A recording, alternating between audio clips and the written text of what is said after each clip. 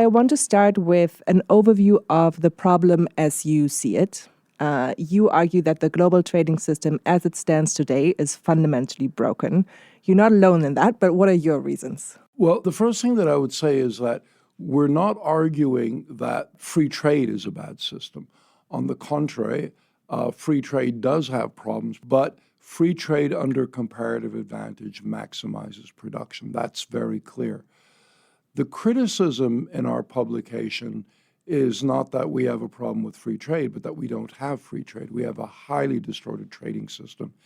And it's the kind of trading system that people like John Maynard Keynes or Joan Robinson warned about a long time ago in the 1930s and 1940s. And what we need to do is to move towards a better trading system. But because we are not going to move towards a better trading system unless the deficit countries, primarily the U.S., take steps to accomplish that, then it's not going to happen. So countries like the U.S. must intervene in trade in ways that return us to a better trading environment. So when you're saying the system as it currently stands is not free, you are talking about those surpluses. Yes, because in a free trading environment where countries specialize in comparative advantage, the purpose of exporting is to pay for imports. And you want to maximize your imports because you want to maximize the welfare of your country. So you specialize in those areas of exports where you have comparative advantage in order to maximize your imports. But we don't live in that world. We live in a world in which the purpose of exports is to basically externalize the domestic imbalances that you generated in creating those exports. To use Joan Robinson's phrase, it's a way of exporting unemployment. I've heard you use examples before to describe this, and I think it would be really, really useful just in setting up the problem for our listeners. If you could walk us through an example of what this looks like in practice. The very classic example, the easiest example to explain, is probably Europe in the first decade, right? So in the late 1990s and early 2000s, Germany had a number of problems. It had high unemployment. It had low savings. It was running a trade deficit, probably problems related with the reunification of East Germany.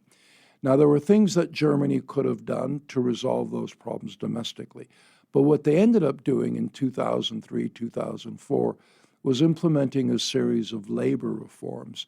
And labor reforms is a euphemism for repressing wage growth. What happened after those reforms were implemented was that German workers received a lower and lower share of what they produced, and the flip side of that was a surge in business profits. Now, is this a good thing or a bad thing? If the surge in business profits had been used to invest in Germany's economy, this would have been a good thing. Germany would have been richer, the world would have been richer. But it wasn't. Investment actually came down as a share of GDP. So what Germany did was, in order to continue with this high level of production, they exported the excess savings to countries like Spain and Italy and Portugal, et cetera, and they ran large trade surpluses with those countries forced to run the corresponding deficits. So they implemented policies that reduced domestic demand, and instead of paying the cost of that reduction in domestic demand, they use trade to externalize the cost onto their trade partners. And that's a world we don't want to see. Right. So you are a China expert, really, and we can't really have this conversation in the U.S. without talking about China. China plays a pivotal role in the world's trade imbalance. It accounts for under 20% of global GDP, but produces nearly 30% of global manufacturing output.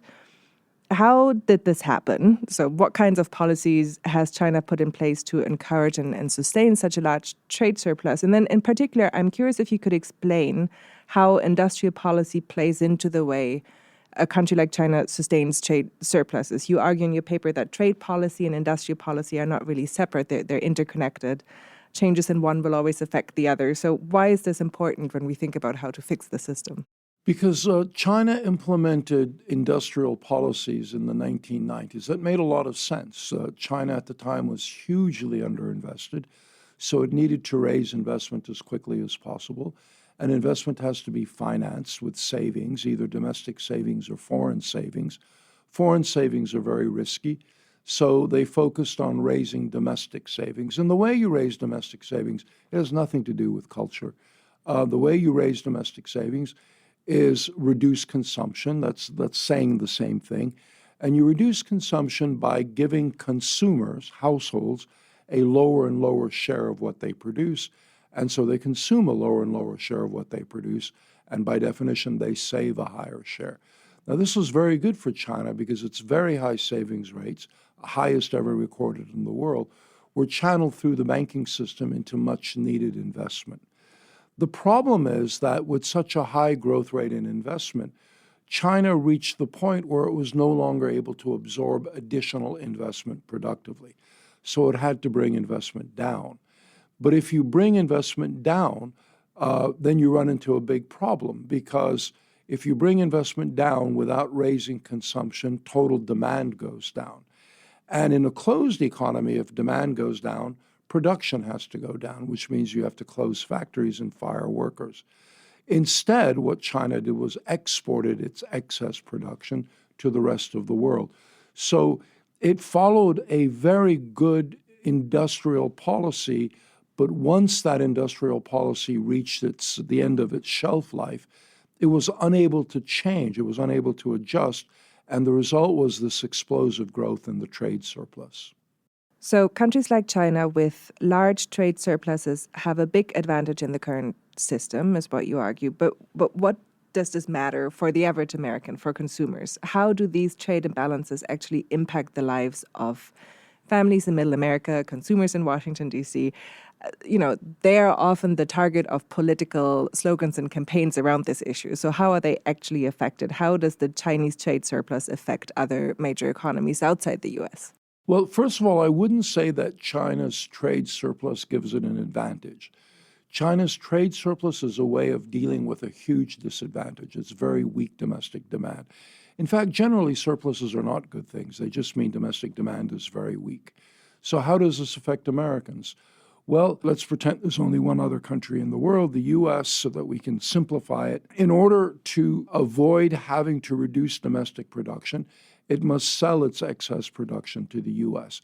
Because the U.S. has completely open trade markets and, more importantly, completely open capital markets, China's excess savings go to the U.S., and they force an adjustment in the U.S. economy. Now, this gets a little bit technical, but when you import capital, you run a current account deficit by definition, and there is a gap between your domestic investment and your domestic savings, right? So when Chinese money moves to the U.S., then American investment must be higher than American savings. That's a requirement of the balance of payments. So if American investment goes up, that's a good thing. And this is what happened in the 19th century when the U.S. was underinvested relative to its ability to absorb it, but it didn't have enough savings to fund it, so we imported savings from abroad. But that's no longer the case in the U.S. or in any advanced economy. Savings is not a problem. There's too much savings. The problem is demand. And American companies sit on huge piles of cash, which they're not investing. So when investment comes into the U.S., when foreign savings come into the U.S., if investment doesn't go up, savings must go down. I want to talk about tariffs as a response to all of this. I mean, U.S. economic competition with China has become a sort of rallying cry, I think, for both political camps in the U.S. and the prism through which administrations tend to see trade, security, technology policy. And we have seen tariffs under former President Trump and then also under the Biden administration. And several economists argue that tariffs can lead to higher costs for consumers and don't actually sufficiently target the countries that are responsible for the trade distortions. In your view, how successful have the Trump and the Biden administration's tariffs been in reducing the trade deficit and in improving the U.S. economy, I guess? Tariffs are easy to understand, and bilateral tariffs in particular seem very easy to understand, but we misinterpret them. Bilateral tariffs may have security implications and other implications that I don't want to get into, but they have absolutely no impact on the trade imbalances. Because remember, the problem is twofold. China saves far more than it invests, and it invests those excess savings in the United States. If the U.S. puts tariffs on Chinese goods, it doesn't change the excess of Chinese savings over Chinese investment, and it doesn't change the flow of Chinese investment into the United States. So the Chinese surplus will be as big as ever, even if the surplus with the United States contracts, and the American deficit will be as big as ever, even if the American deficit with China contracts. That's the problem with bilateral tariffs. You can fix that problem by implementing global tariffs. It's the only way to do tariffs. You have to do tariffs on everybody or nobody. Otherwise, it's a waste of time.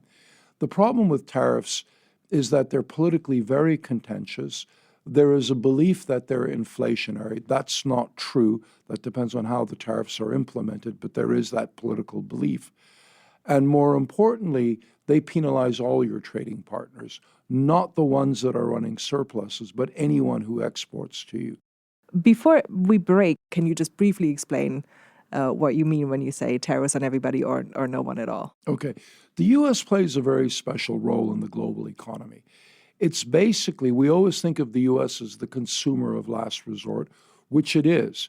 But it's the consumer of last resort because it's the absorber of last resort of excess savings in the rest of the world. If you have excess savings, you do what you want with them, and then whatever is left, you dump in the U.S. because that's the safest place to put savings. It has the best legal system, the deepest financial markets, et cetera, et cetera. So the problem is the excess savings of the rest of the world and the role of the U.S. in absorbing those excess savings. If you want the U.S. to stop running deficits, which means if you want the U.S.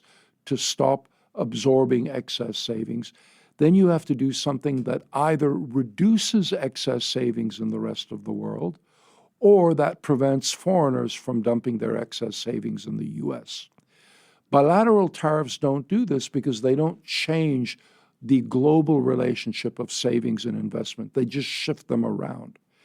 If the U.S. were to impose tariffs across the board on every country, that's the equivalent of depreciating the dollar, which is the equivalent of appreciating foreign currencies. And when a currency goes up, that basically transfers income. This gets a little technical, but that transfers income from businesses to households. And so it increases the household share of GDP, and so it reduces savings. So global tariffs can act to reduce the excess savings of the rest of the world. They have to be quite high to do that, but that's how they work. Bilateral tariffs don't change excess savings at all. So we've talked about the problem. Next, we're going to talk about some solutions that Michael has put forward. That's coming up next after this short break. So, Michael, I want to talk about what it would take to restructure global trade policy and create a system that is fairer and more mutually beneficial to, I guess, all parties involved. And you argue that restrictions are the key to making trade freer, to changing the current system. What do you mean by that? And what kinds of new policies would the world need to adopt? Well, one thing to remember is that because the U.S. absorbs 40 to 50% of all global excess savings and all trade deficits, and because the U.S., Canada, Australia, and England together absorb maybe 70 or even more, those are the countries that you need to get involved. Because if the deficit countries take steps to eliminate their deficits, by definition, the surpluses also get eliminated. So what's really key is getting those countries involved, plus maybe Mexico or one or two others that run systematic deficits. So when you say we need to get these countries involved, what's the next step? What are the policies concretely that they would have to agree on? Okay, there's a hierarchy of solutions, in my opinion.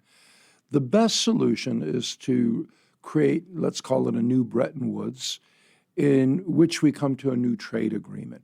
And it doesn't have to be that new. We can go back to the old Bretton Woods and take the rejected proposal, Keynes's proposal, in which very specifically there were measures against systematic surpluses. Which was rejected at the time. Why? It was rejected at the time because the U.S. was the biggest surplus country, and the U.S. wasn't going to do anything that penalized surplus countries. It was a big missed opportunity, but when you're the most powerful, you get to make mistakes. And if we try to do the same thing today, presumably the big surplus countries again might have something to say about that. Absolutely. Yes. But there is a big difference. The climate is very, very different in the sense that back then the world was still saving short after World War II and even after World War I, which hadn't been fully rebuilt. The world desperately needed capital. And so exporting capital was a good thing. Europe was rebuilt on American capital. Japan was rebuilt on American capital. Today, exporting capital is not a good thing because capital doesn't go to where it's needed, which is the developing countries. Most of it goes to the rich countries that don't really need it. So the balance of power has shifted a lot. And it shifted in the direction of the absorbing countries, right? So that's why it's very important to get the U.S. and a few other large deficit countries together. And if they agree, then everybody else has to agree. So the hierarchy is, first of all, a new trade agreement where members of the trade agreement agree that they can no longer run large permanent imbalances. They have to take steps. If they have weak domestic demand, they have to boost domestic demand. They can't export it to their trading partners.